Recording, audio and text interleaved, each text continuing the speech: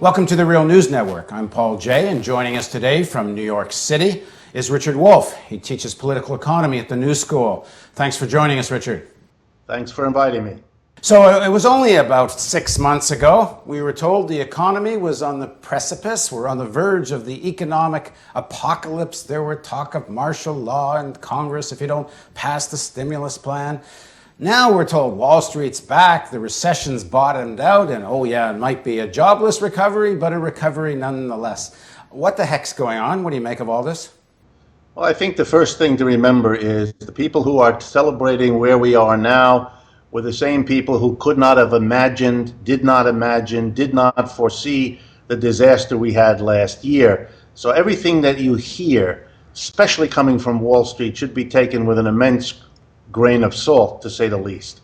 I think what you're seeing is actually a very peculiar economic phenomenon. Across the United States, businesses are hurting. Revenues are down for almost every kind of business. And in response, the businesses have done what businesses always do: cut back in order to survive, to be one of those companies that doesn't go out of business. So they lay off workers, which is why our unemployment continues to rise, and they cut back on buying supplies. They don't replace machinery that wears out, and so on. They cut back so much that even though their revenues are going down, their profits are not going down so much. But it's profits made by cost cutting and layoffs. And that's not going to renew an economy. That's everybody hunkering down.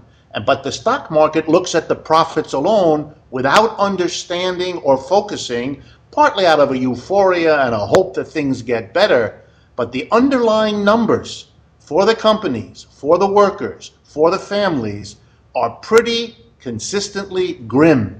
This is now clearly going to be the worst downturn since the Great Depression, and it's still an open question how many years it will take, how bad it will be, and how many millions of people will suffer. Nothing has changed that basic situation. So what Wall Street is reflecting is somewhat higher than expected profits based on, I guess in economic terminology, a greater intensification of the exploitation of labor. Absolutely. They are making some profits. By the way, many are not making profits. What happens on Wall Street is if they do better, even if it's not good, but if they do better than the consensus guess of the Wall Street professionals, then there's a splurge of investment in them. It can disappear as fast as it comes. But the bottom line is, yes, they're getting more out of fewer workers. They're making more profit out of fewer people and economizing on inputs. And that's why their profits are a little bit better than expected, even though they keep laying off people and there keep being a cutback in the total amount of business done in the United States. The other part of it is, other than layoffs, is a fight, it seems, everywhere for concessions. Workers are giving up wage gains from the past. How big is that role is that playing in the profit picture? It's very significant. Workers are terrified. They see unemployed people all around them. So everything an employer wants to do, with very few exceptions, and remember, in the private sector, we now have something like 7 to 8% of people even in a union, let alone a union with any strength. So it's an opportunity for the employer class to get concessions, which they are doing, so that even when the working layoffs aren't as terrible, the economic effect is just as bad, because those workers who don't lose their jobs are losing benefits, are losing wages, they're losing all kinds of things that will determine whether they can ever start spending again, which is the only way the economy is ever really going to come back, which is why it doesn't look good. So then in that context, how do you assess the stimulus package? There's been a debate about the stimulus package. The Republicans are saying it's been ineffective because unemployment continues to rise. Obama says, well, it's only I think $200 billion of some 700's actually been spent. It's a 2-year plan. What do you make of the stimulus package and its effect on wages? Well, the stimulus package, is one of those things which you always have to say it's better that it's there than it's not there. To leave things in our economy to the private sector, that sector which used to claim it could do everything, it would make prosperity, it would make economic growth, that's clearly impossible. Nobody in their right mind now has any confidence in the private sectors being able to get us out of the recession, not even the Republicans. So the government has to do something, and the government has done it. But the government is making lots of compromises. I mean now the Obama administration with the Republicans, so their stimulus is smaller than it should have been, with all kinds of vested interests that don't want things to go too quickly, so the thing is happening very slowly. The end result of this is that the stimulus has had much less of an effect than anyone had hoped for, who understood the need for it, and there is high likelihood now that they are already planning another stimulus because this one is already clearly not going to do the trick. So the critique that comes from the right, particularly some of the fiscal conservatives and some of the libertarian economists, is that this crisis, the downturn, is a necessary purging. What the stimulus package is doing is kind of mitigating what capitalism needs to do, which is purge its excess so it can start anew, renewed. What do you make of that argument? That's a very old argument that conservatives have given. And the interesting thing about it is, it's true. That is, if you left the private sector to itself, and they are being consistent, then the way this crisis would be resolved is the classical way that capitalism does that. It lays off enough workers that people get desperate enough to work, that they offer to work for much lower wages than business used to pay. Enough businesses go out of business in a downturn where the government doesn't step in, that there's an enormous production of secondhand machines, empty office space, empty industrial space. Everything is kind of collapsed till it gets so cheap for businesses in terms of low wages to pay, no benefits to provide, and cheap equipment on the secondhand market to buy, that slowly the economy comes back. If the conservatives have their way, that's what happens. What the liberals always come in and do is say, you conservatives are crazy, because the amount of suffering that we're going to go through, the millions of people, the years of downturn, are going to make people angry, not just about a crisis, but about the capitalist system that dumps this crisis on them. And then you'll have a much bigger problem. So you conservatives are silly. You should pave the way for us liberals, because we're going to come in with the government and make the pain less so that the anger doesn't turn on the system as a whole. It's a debate between conservatives and liberals about how best to manage capitalism. And that's what the issue is, and that's all that these conservatives are continually doing. They're beating the old drum, let the system do it by itself, as if it didn't matter how many people would suffer how much and how that would affect their attitude towards the system itself. We did a story on a strike in Sudbury, Ontario, Canada, one of the world's largest nickel mines, now owned mostly by a Brazilian ownership with some Wall Street money. They're essentially, the representative of the company told us what they need is uniformity in all their production units. It seemed to have come down to Canadian workers, and by implication, I think American workers, need to start taking wages that are more equivalent to wages in many of the developing countries. Is this just taking advantage of this moment to kind of beat down the workers when they're relatively weak? But then what are the implications for the economy if they're successful? It's not just that they're taking advantage of this moment of weakness, of unemployment, and of fear. They are doing that. But there's a longer trend also going on here. Because of modern technology, the internet, high-speed telecommunications, rapid transportation, corporations have a much easier time operating globally, controlling production units in many countries, and handling the complexities because of these technological breakthroughs.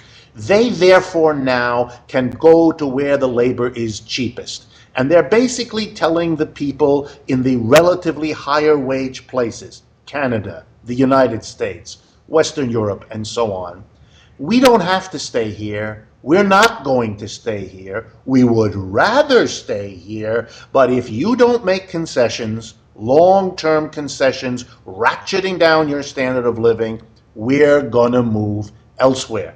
The combination of that long-term trend and the immediate fear in every worker's mind as he or she watches unemployment is accelerating this process of, as you put it, bringing down the standard of living of the quote-unquote advanced countries, moving in the direction of the third world. And that's something that's been going on for a while, and that continues, and the crisis only makes it faster.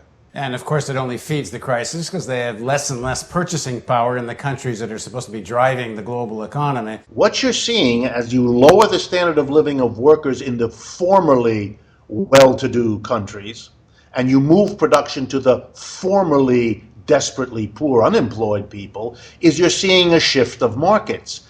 And American companies know it and are already adjusting to it. That is, many American companies have made the decision that the future is not here, that the market in the United States will never come back to the go-go days of the last 25 years with debt-driven consumption by workers who have no future in terms of their job situation or their wage situation. They think it may never come back, and they're repositioning themselves to produce for a global market, to produce more and more for markets outside the United States rather than inside. And the more they do that, the more they focus, the more they reinforce the very phenomena they're responding to. That is, less employment here, more abroad, more warehouses built elsewhere, more expenditures on advertising elsewhere. And so the demand for work and the conditions of American workers and Canadian workers look very grim. And that is one of the reasons why companies everywhere are hunkering down, holding back, laying off, cutting costs, because they're repositioning as well as trying to second guess how this crisis is going to work out. So what should workers be doing? What should they be demanding? What should they be doing? I think the problem for American workers and Canadian workers is they have to change their strategies too. They cannot hold on to the old ideas of a trade union that gets a contract, that imposes on the employer certain obligations, because the employers have new options and they are taking those options. And as long as they have the power, as long as they have the control of the companies to make the basic decisions, what to produce, how to produce, where to produce, and what to do with the profits, they're going to make those decisions at the expense of workers, as they've been doing. The response of workers, therefore, has to be, not out of ideological reasons, but as a practical matter, they've got to contest for control of the decisions of corporations. They have to become part of the board of directors, the owners, the operators. Otherwise, they're watching their own dissolution as a well-off working class. There's one counter argument to that. I've heard from some workers that say that when unions wind up on boards, they wind up in this very strange conflict where the interest of the company is to produce stuff overseas. And if you're on the board of the company, you're supposed to be defending the profits of the company. So, in fact, some of the auto workers were telling me, the retired auto workers, that they're concerned the way their health care fund is now tied to auto industry stock. It may be better for the stock to produce overseas, and they can just imagine their own representatives saying, well, our health care fund will be better if we close down more factories in the United States. I mean, there's a very bizarre conflict gets set up. It is bizarre, but when I spoke before about changing the mentality, you have to change your mentality also about what it means to have a worker or a union representative or a workers' representatives on the board. You are not going to run the company the way the representatives of stock owners do. What I'm asking is that we recognize there are conflicts of interest between stockholders on the one hand and workers on the other. And the representative of the worker has to be there to represent the interest of the worker, which is first and foremost a secure job and a job that pays enough to raise a family and to live properly. That's a different goal than making profits for shareholders. That's going to produce conflict. But the conflict is there now. It's just being controlled, and all the decisions are being made to advantage one side in the conflict.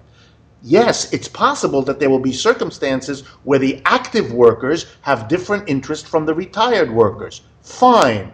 Let's have boards of directors that have representation from the retired workers, from the active workers, and anyone else who's a so-called stakeholder. But let's face that they have conflicting interests, and there have to be compromises among them as to what the company does, or else some groups' interests are going to be not met in favor of others. That's what's going on now as the stockholders and Wall Street control the decisions and everybody else sits and watches. Now, some people are suggesting in this global economy, in the final analysis, there has to simply be stronger unions in the developing world, and they need support from the developed world.